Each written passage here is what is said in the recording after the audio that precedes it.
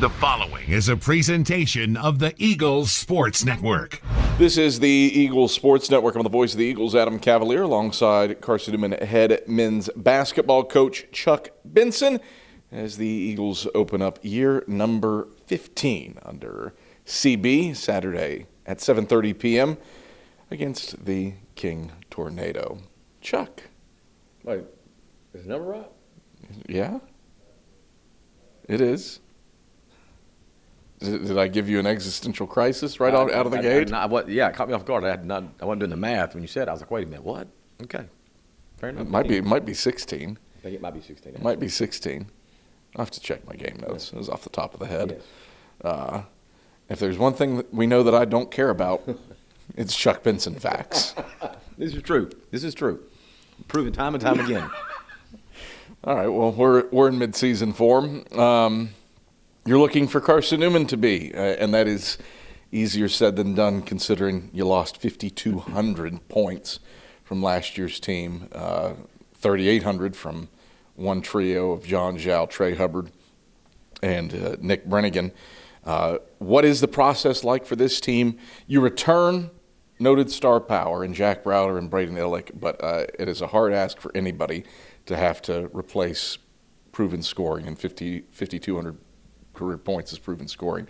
How do you do that against two teams from Conference Carolinas that know how to score, know how to rebound, know how to block shots, and King and Lee's McRae this weekend?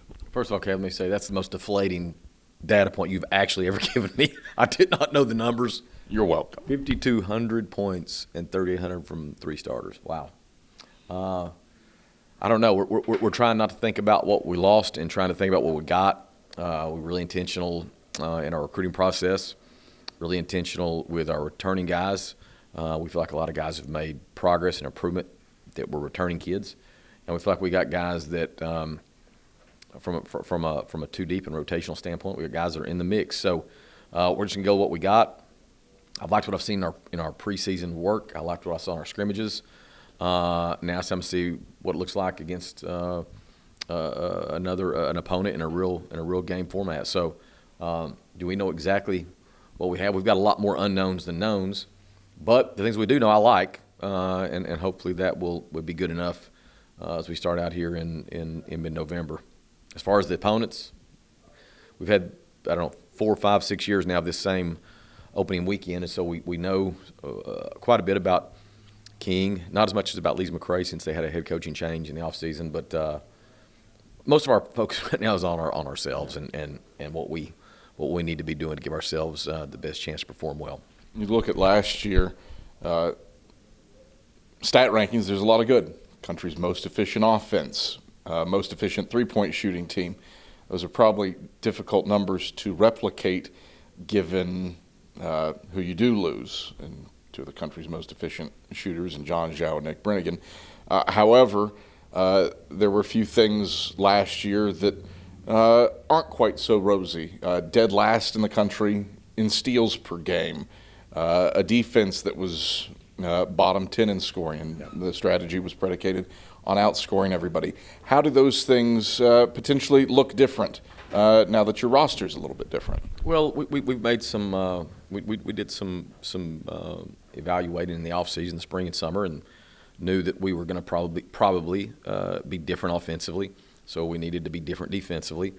And we knew that our personnel would be different, and we're leaning a little bit more into what their strengths are as defenders. So do I think we will have a significant uptick in terms of takeaway steals? Yes.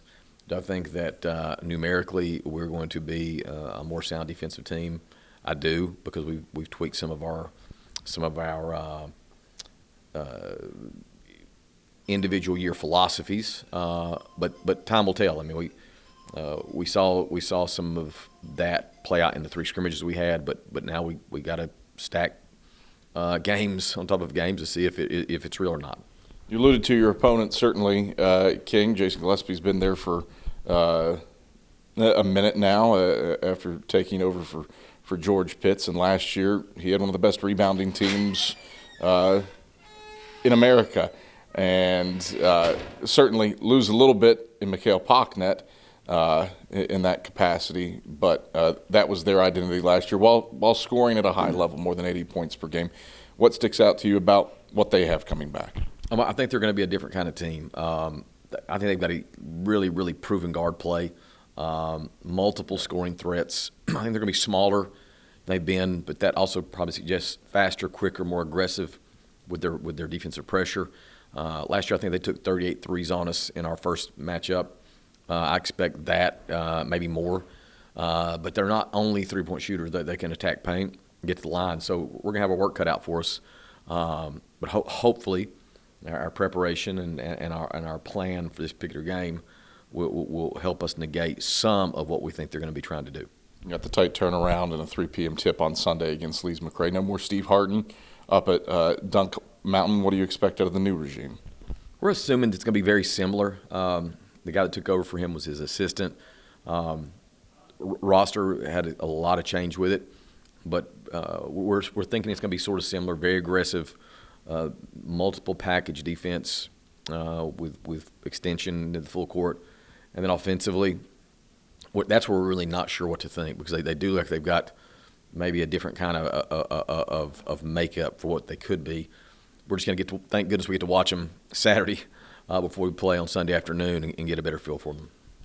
Yeah, we talked about the teams that you're playing. You get eyes on a team that's already played some games and that you'll see later in the month of December. UVA Wise has a win over Florida Southern down at the Small College Hall of Fame, Small College Basketball Hall of Fame Classic. Always nice to see Blake Mellinger and company. How do you use what the Cavs do as a learning point for Lees McRae? Well, we first of all, we thought Wise did a great job beating Florida Southern on their own home court. That's a top 15 win. Wise's roster has changed significantly. They are massive. I think their back line is 6'6", 6'9", 7 foot. And those guys are all capable players, all Division I quality players.